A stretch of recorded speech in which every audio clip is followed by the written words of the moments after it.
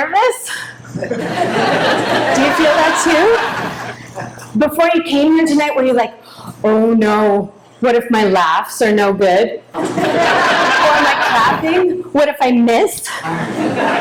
Well, I'm here to say, don't worry, don't be nervous. You're pretty good. I mean, you're not the best audience I've ever seen, but you're okay. You could use a little more practice, maybe take a class, hone your craft. I don't know what's going to make you a better audience. That's really not my job. My job is supposed to just stand here and tell jokes. The rest is you, so if you suck, that's really not my fault. I am a straight, white, middle-aged Canadian mother. I know. Fascinating. So I am going to tell you straight, middle-aged mother jokes. Oh, look.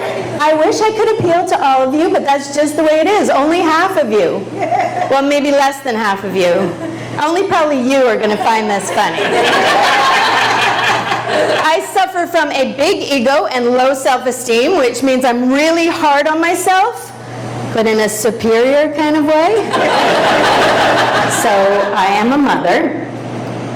I was in labor for 42 hours the first time, 44 hours the second time, and 36 hours the third time. That is more than 3 standard work weeks of labor, and I didn't even receive minimum wage. You know, the weirdest part about becoming a mother is that everybody all of a sudden assumes you can bake. Never baked anything in my life. But as soon as the episiotomy stitches dissolved, people started asking for muffins. I'm telling you, it's weird.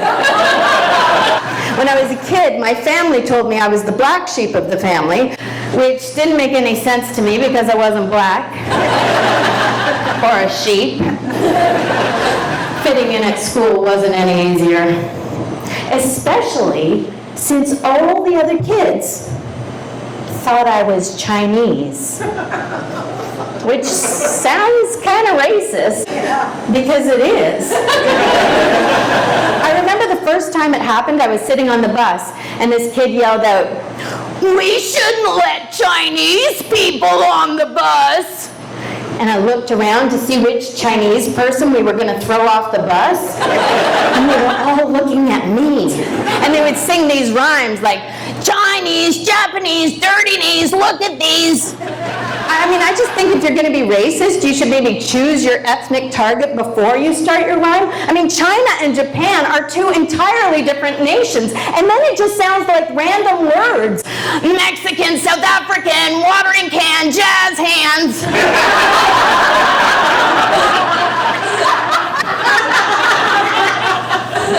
I just don't get it. I didn't fit in my family. I didn't fit in school, and now I don't fit in on Facebook. I mean, you all fit in. I see y'all doing all your living and shit, and I see all the nice food you've eaten, or how smushed together your heads are with your best friends. And I see you looking at a sunset and writing comforting shit like, you're exactly where you need to be. And I think, as I'm on my iPad sitting on the toilet, you're right. I was brought up Catholic, but I never really felt like a Catholic. I always felt more like a cafeteria Catholic, like I'll have a little bit of that. I won't have that. None of that. That is gross and twisted. Repression, guilt, shame. Yeah, I'll take extra scoops of those. That's the good stuff. I like that stuff. Actually, I kind of like church. I like the set, the costumes, the snack at the end. The body of Christ could use a little dip, but it's still good. And wine? I mean, who doesn't want to drink wine from the same cup as 120 other people? If we were allowed to play spin the cup at the end, it'd be like a lot of parties I've been to. My parents' political heroes are Richard Nixon, Brian Mulroney, George W. Bush, Stephen Harper, and Donald Trump.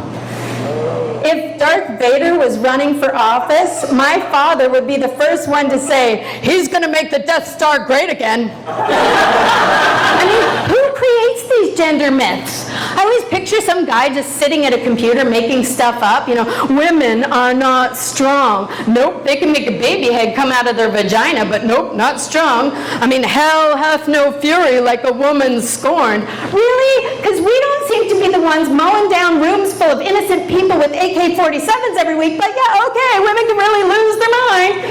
And they'll say stuff like that about men too. Like, men are afraid of commitment.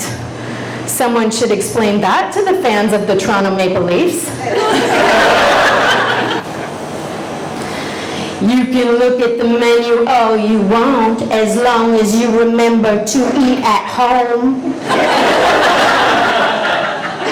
I don't know about you, but if somebody came into my restaurant and looked at the menu for a really long time and then went home to eat, I would be pretty pissed. Nothing wrong with having a meal out as long as he remembers where his oven is. He doesn't even know the difference between eating and having sex. I wouldn't trust him to know what or where an oven is. If you see enchilada on his penis, you know he got mixed up again. If my Aunt Jean could hear me now, she would be rolling over in her grave. I always think if someone's rolling over in their grave, they're probably alive. I mean, that is a weird expression, rolling over in your grave. Like dead people are so offended or embarrassed by what you just said that they start to move. I mean, I would have thought that being dead would free you from such worldly concerns, but apparently it makes you much more sensitive.